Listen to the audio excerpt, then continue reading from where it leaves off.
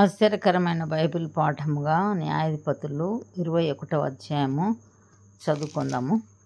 ఇశ్రాయేలీయులు తమలో ఎవడునూ తన కుమార్తెను బెన్యామీనీయునికి ఇయ్యకూడదని మిస్పాలో ప్రమాణం చేసుకొని ఉండిరి. ప్రజలు బేతేలుకు వచ్చి దేవుని సన్నిధిని సాయంకాలం వరకు కూర్చుండి, యెహోవా ఇశ్రాయేలీయుల దేవా, నేడు ఇశ్రాయేలీయులలో ఒక గోత్రం లేకపోయెను, ఇది ఇశ్రాయేలీయులకు సంభవింపనేలా అని బహుగా ఏడ్చిరి. మరునాడు జనులు వేకువనే లేచి అక్కడ బలిపీఠమును కట్టి దహన బలులను సమాధాన బలులను అర్పించిరి. అప్పుడు ఇశ్రాయేలీయులు ఇశ్రాయేలీయుల గోత్రములన్నిటిలో మిస్పాలో యెహోవా పక్షమున రాకపోయిన వారెవరని విచారించిరి. ఏలయనగా అట్టివారికి నిశ్చయముగా మరణశిక్ష విధింపవలెనని ఖండితముగా ప్రమాణము చేసి ఉండిరి. ఇశ్రాయేలీయులు తమ సహోదరులైన బెన్యామీనీయులను గూర్చి పశ్చాత్తాపపడి, నేడు ఒక గోత్రము ఇశ్రాయేలీయులలో నుండకుండా కొట్టివేయబడి ఉన్నది, మిగిలి ఉన్న వారికి భార్యలు దొరుకునట్లు మనము మన కుమార్తెలను వారికి పెండ్లి చేయమని యెహోవా తోడని ప్రమాణం చేసితిమి గదా, వారి విషయంలో ఏమి చేయగలము అని చెప్పుకొనిరి. మరియు వారు ఇశ్రాయేలీయుల గోత్రములలో యెహోవా పక్షమున మిస్పాకు రానిది ఏదని విచారింపగా, సమాజమునకు చేరిన యాబేష్ గిలాదు నుండి సేనలోనికి ఎవడునూ రాలేదని తేలెను. జనసంఖ్య చేసినప్పుడు యాబేష్ గిలాదు నివాసులలో ఒకడునూ అక్కడ ఉండలేదు. కాబట్టి సమాజపు వారు పరాక్రమవంతులైన 12,000 మంది మనుషులను పంపించి, మీరు పోయి స్త్రీలనేమి పిల్లలనేమి యాబేష్ గిలాదు నివాసులనందరినీ కత్తివాతను హతము చేయుడి. మీరు చేయవలసినదేమనగా ప్రతి పురుషుని పురుష సంయోగము నెరిగిన ప్రతి స్త్రీని నశింప చేయవలెనని చెప్పిరి.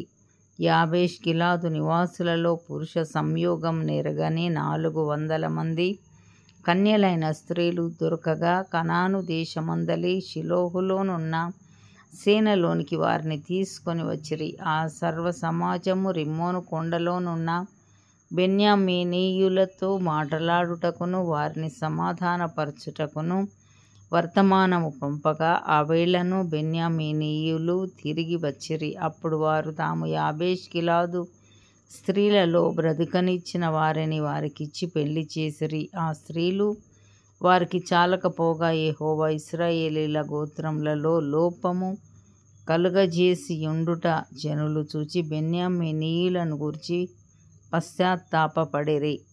సమాజ ప్రధానులు బెన్యామీను గోత్రములో స్త్రీలు నశించి యుండుట చూచి, మిగిలిన వారికి భార్యలు దొరుకునట్లు మనమేమి చేయుదమని యోచించుకొని, ఇశ్రాయేలీయులలో నుండి ఒక గోత్రము తుడిచివేయబడకుండునట్లు బెన్యామీనీయులలో తప్పించుకొనిన వారికి స్వాస్థ్యముండవలెననిరి.